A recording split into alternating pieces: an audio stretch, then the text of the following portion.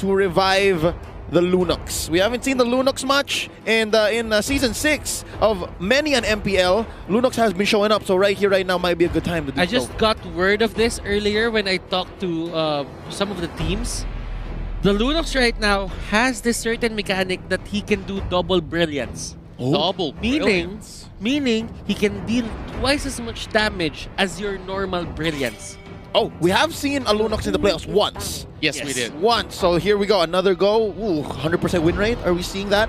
Yeah, potentially. I mean, Ling, and Ling has been the next man coming in for the Burmese Ghouls, and now it's just about the scaling because RRQ haven't really shown what they wanted to play, an assassin type or going to be the traditional marksman, especially against the Burmese Ghouls. Like, I don't think Natalia is going to be touched mainly because Yi Shin is going to be, every single time Mount Sharka comes out, Natalia is revealed, loses all that pressure and presence. Now, the show on Psycho, this could be their tank. But the thing is, RQ, Bren used this yesterday, and this did not stand against Burmese Ghouls. Yeah, and of course you still have Lapu Lapu on their side as well, so it's definitely going to be a layer. I feel like it's potentially Lemon really going pretty darn tanky heading in towards late game, but the problem is you can't really get a grasp on Benedetta if you're going for the Lunox side. She can easily just burn this away. So very tricky scenarios, but of course the biggest bounty is on the Yi Shin. Now that we're having only last bans for both RRQ, HOSHI, as well as Burmese Ghouls, they have very certain objectives that they're going for this time. Yeah, and one of them is just locking out the jungler. They get rid of the Lancelot and they get rid of the Rafaela. Because I think, yeah, they might be reading into this. RRQ HOSHI could use these two last slots to fill in that hyper carry role once more. It could be a Rafaela and a Bruno. Yeah, and they've done it before. They've shown it that they are capable of doing it yesterday, and Burmese Ghouls need to shut it down, and that's exactly what they're going to focus on. RRQ, on the other hand, now the question is, do they want to kind of give away this Natalia? I mean, Burmese Ghouls, they still don't necessarily have a support, and there's still plenty of space for Natalia to actually fit inside the composition. There are a lot of red flags for the side of RRQ HOSHI that they want to go for the hyper carry, especially that that fourth ban on Kaja.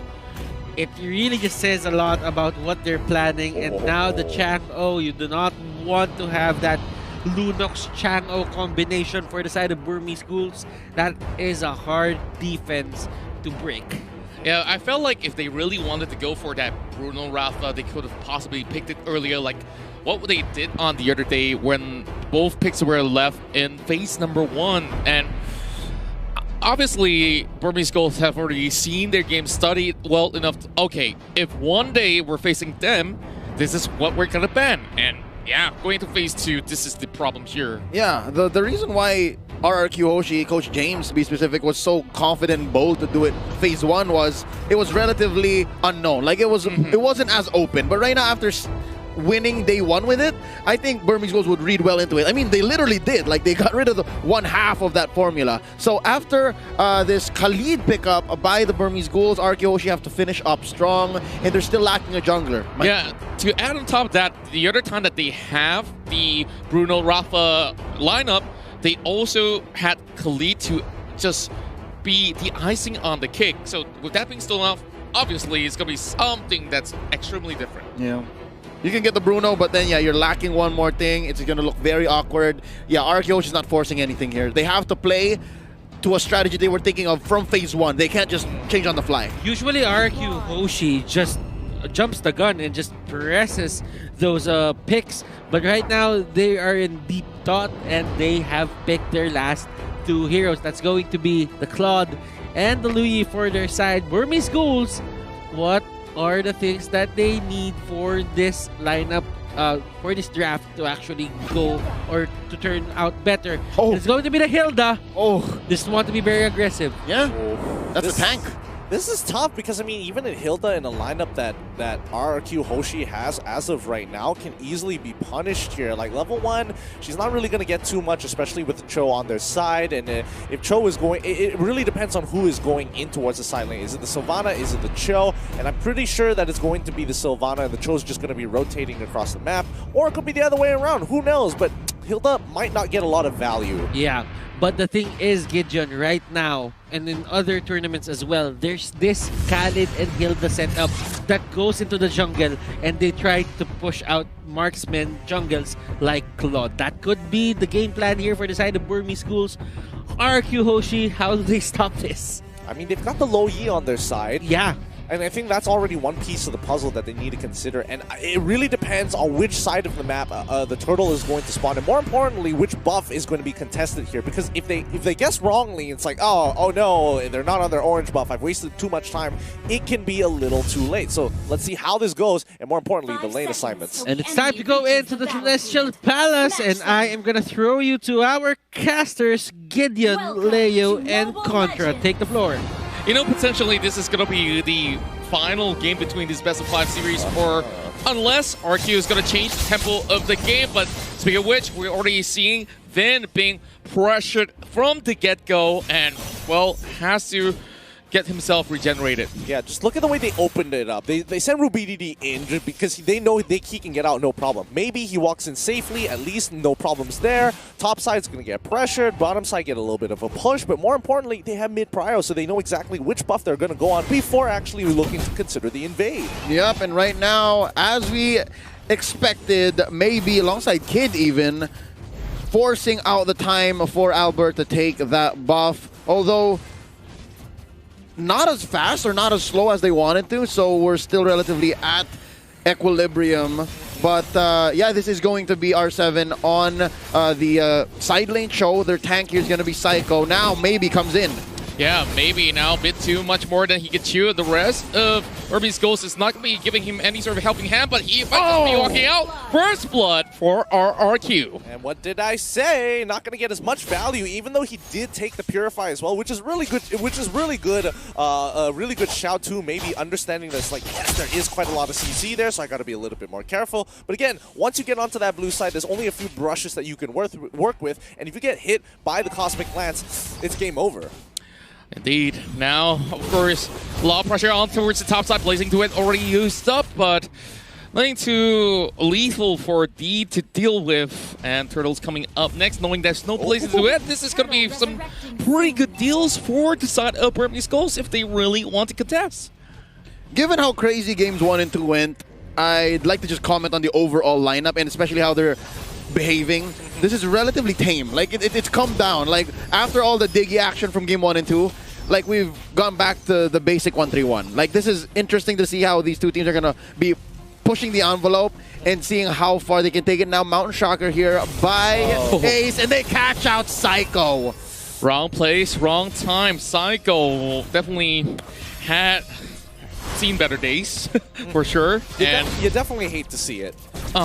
Like, things like this, you can't really commit such errors in such a point in time because we're talking about this game of depth. He might just drop towards the lower bracket, but for Kit, though, he's having a lot of chunk of helping to get out. And Ben caught out, flickers away, but the dive is already being set. RubyDD tries to go in for the X. He's a little bit too deep, and scores the turret range as he soaked a couple of all these sword tabs, but you can definitely see Psycho still going at it over on towards R7. He's still staying in lane. Yeah, and Lapu Lapu Lemon is on the bottom side. He's going to get a good amount of gold there. Benedetta finally catches up, but she is low. Lemon, he pops the ult. He wants to go for the kill so bad. Flickers right on top of it. Doesn't even give him the chance, but Kid looking for the return kill.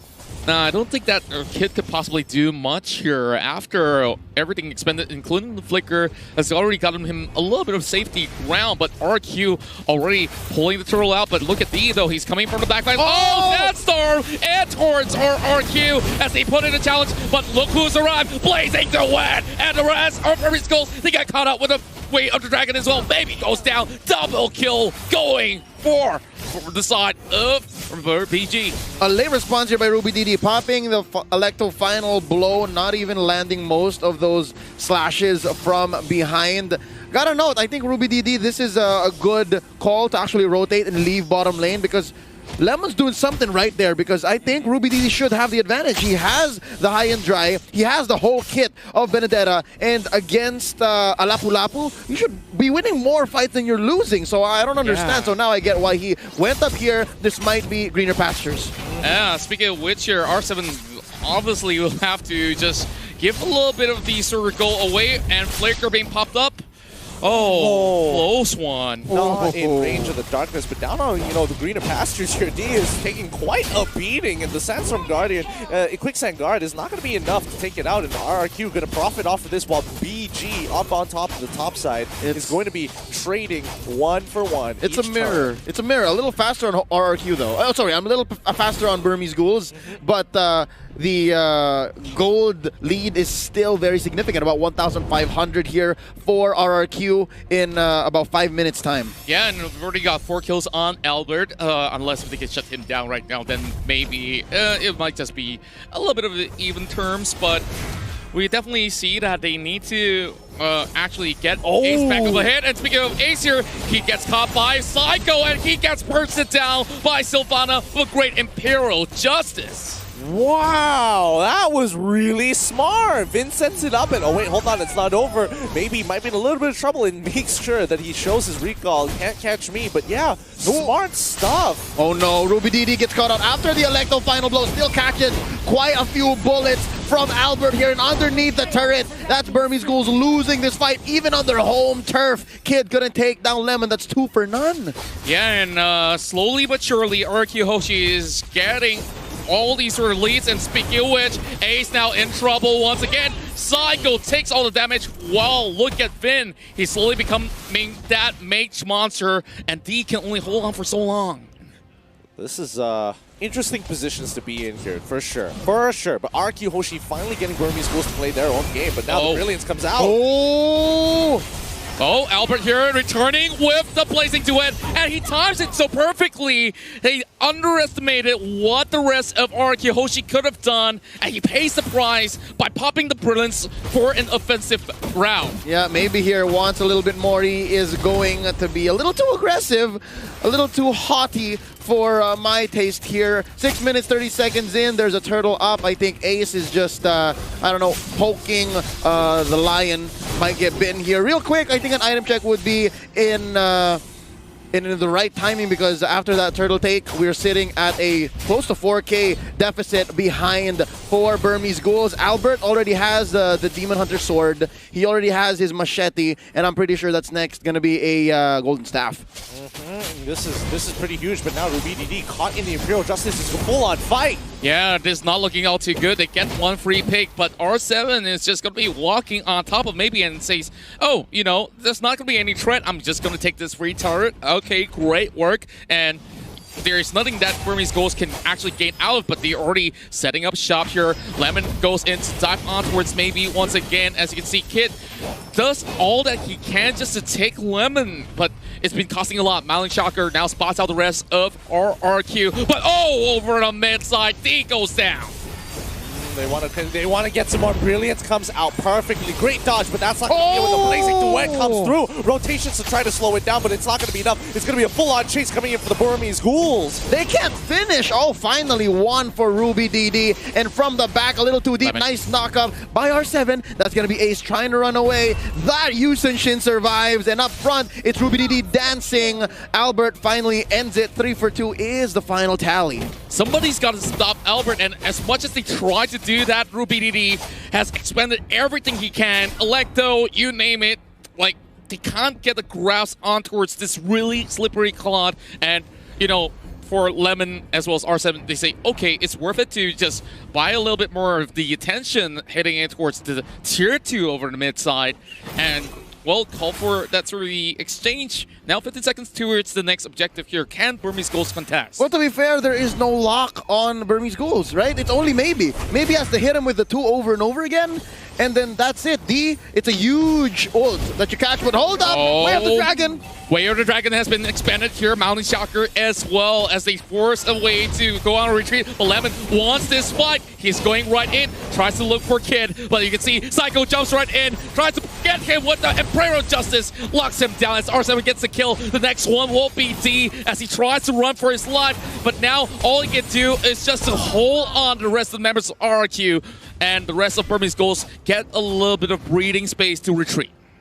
They have to breathe now. They finally get to breathe, but Albert, he is just absolutely gigantic here. He's got 7 kills under his belt, level 13 in comparison to Kid, who's only level 8, and not to mention that Ace only level 12 here. Like, Ace really needs to make a play, but Psycho, he's going to find the first catch, but I don't think they're able to capitalize on it just yet, and this is what they've been doing between Psycho and Vin.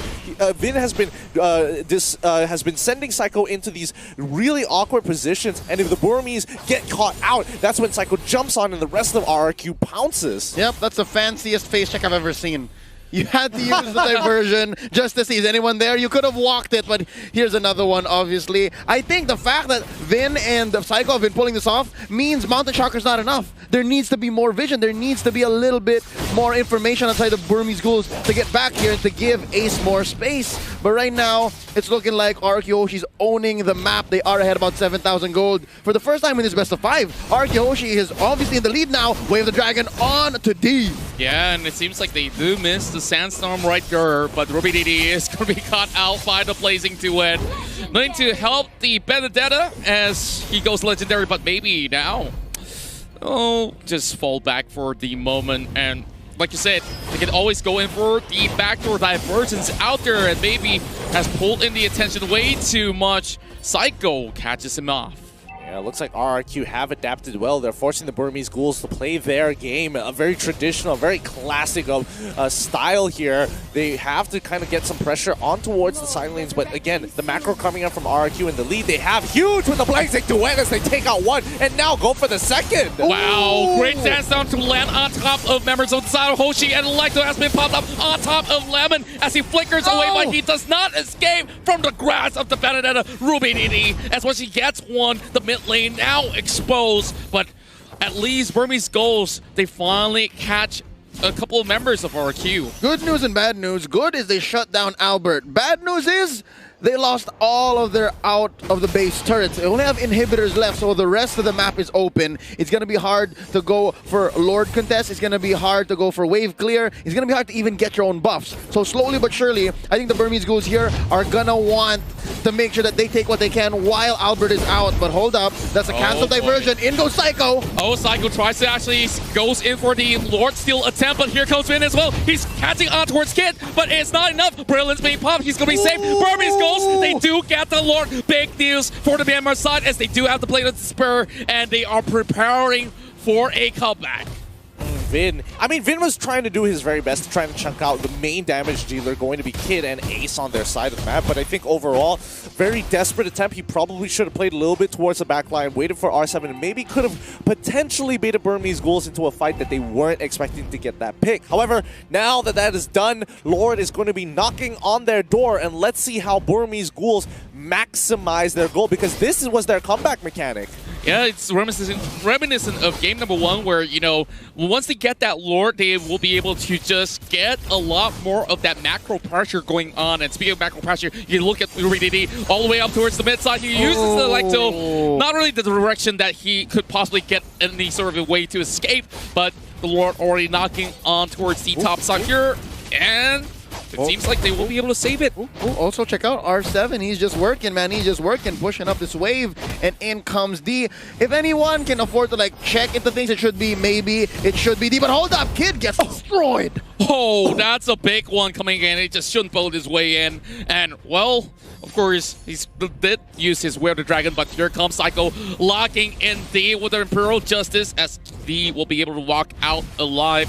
But the rest of the members of BG, they're focusing their attention on a split 2-2, as the other members just trying to see whether or not will they just dive right in.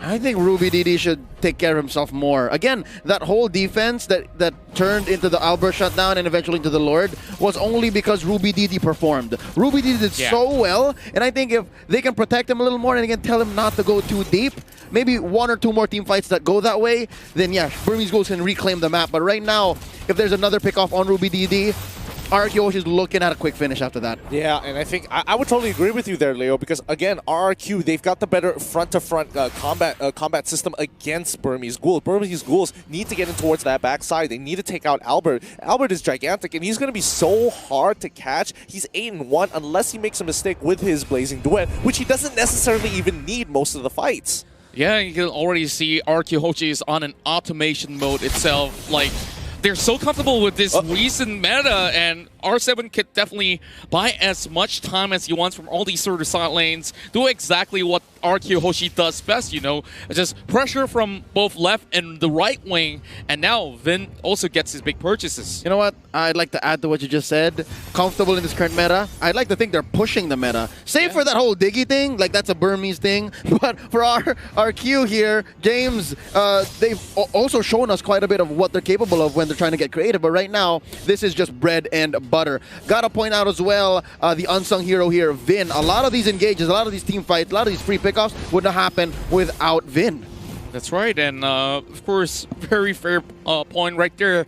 And I definitely think that Vin has been able to actually go in to just set up a great sort of engagement opportunity for the side of RRQ alongside with Psycho, and you could evidently see like easily he's managed to just participate in 16 of these fights. Ooh. I think they need to just slow it down. I mean, like, RRQ Hoshi is just literally waiting for the Lord to come up, have their win conditions at hand, and this is their last push. If Burmese Ghouls is able to defend it, then the gold is not going to matter, and this game is going to drag on until Kingdom Come, until somebody makes that mistake. And right now, R7, he's actually quite a force to be reckoned with, especially when he has Hydra in a 1v1 lane against RubyDD, who has a slight advantage only because of the battle spell. Oh, speaking of which, this is where the Waiter Dragon will connect towards RubyDD, and in this 1v1, you can obviously see who exactly is winning the trades, as he will call for this to be breaking off.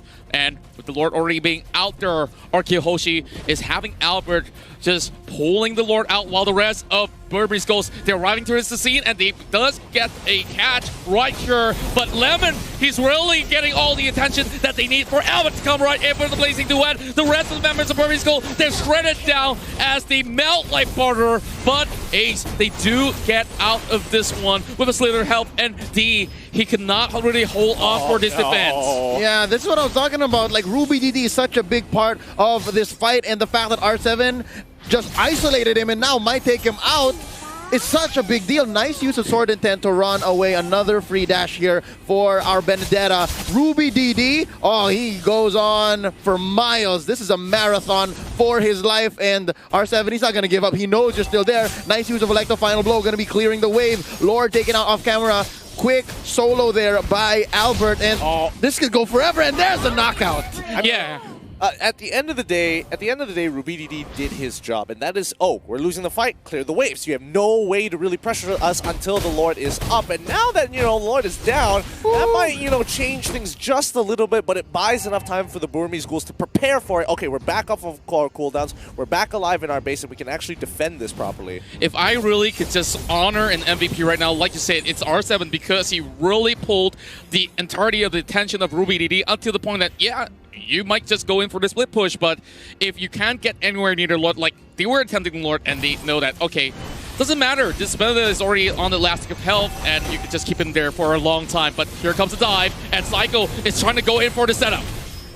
Yeah, he wants to go for a little bit more, but Lord, they're playing this slow. They're not looking to get those fights. They're saying, hey, give them the inhibitors. As long as we can get rid of this Lord, we have a great opportunity. Mid is going to be the next target here, but when is the fight going to start? And speaking of which here, this might just be the end of it all if they don't take out the Lord. And with that, RRQ Hoshi breaks down the final inhibitor up towards the mid side, and now all doors being opened up for RRQ Hoshi to secure point number 1. But you can see Burmese Ghouls, they're looking to set up the perfect defense right here. Maybe getting a chunk of health being taken out, but Lemon, they're in the middle of it all, and D almost dropping out as he tries to get his health all the way back up. But look at RubyDD finally going in for Electos. He tries to cut over on towards the back lines, and Finn, he does fall down with a slither of health still left. Mountain Chakra being popped up. They're going for Albert, and the Sandstorm goes in for that dive, but RRQ is prepared for this defense. And look at Finn, he's perfectly positioned. He might just be able to turn this one around. D goes down, but he does have immortality to buy a few seconds off. And look at it. It's still 4 members still available for Burmese Ghouls for the defense. That was a great fight for both sides here. RRQ finding the picks that they're looking for, Lemon doing a great job, R7 able to zone out the right targets, and Burmese Ghouls pulling back when necessary, but that's not all. They're going to fight one more time, trying to duke it out. Maybe here going to be running away, but the Blink Duet has been called in by Albert, and Psycho takes down Ruby DD. Again, a very big key to this defense and the whole Burmese Ghouls agenda. And right now, that's 3 defenders left. 5 for RRQ Hoshi. They can smell blood. They know that it could end right here, right now, and it's looking grim for the Burmese Ghouls. Ladies and gentlemen, this is a fight you don't want to miss. That's down onto maybe, the knockout onto one more. Ace goes. That's going to be it. Game number 3. RRQ Hoshi is still in the upper bracket in this one. Woo! The semifinals are looking good. RRQ managed to take another game, managed to take a game from the Burmese Ghouls, bringing it 2-1. So this bout is not over just yet. Now, looking at the draft, they just banned out the Diggy. And it feels like RRQ, they're more, how do you say, confident into just going for the initiates, knowing that the Diggy isn't there. I think more importantly is that Burmese Ghoul is playing in a particular style that RRQ is very comfortable with back home in Indonesia. Like, they do this every other day in the MPL. So Burmese Ghouls, they got to get a little bit more creative here if they want to get ahead. And for the majority of the game, even though that they were down a ton of kills, they were able to kind of maintain that goal lead. And honestly, if they had something that skilled a little bit harder, they might have been able to turn it around. Exactly, and this is the thing that we did mention early on when we went in towards this draft. Like, this is something that even the rest of the teams that have been participating in the M2 will be able to play. And after that, Diggy has gone out of play, I felt like that playbook has stuck back towards what they were used to before, and they underestimated what R7 could possibly pull out with the Cho. Yep, and this is the kind of Cho I like, all right? I hate to beat a dead horse, but I talked to Lusty from Brenny Sports about this. I said, man, they choked out your Cho. I'm not a big fan of it the way that other teams are receiving it, but this time, it seems like RRQ have found a way to revive Fighter Cho, to revive the Cho from the side lanes, and again, R7 just did a magnificent job. But before we actually throw out our ideas here in the caster's desk, let us know what our analysts think. So Wolf, Lafel, what are your thoughts? Thanks so much, Caster.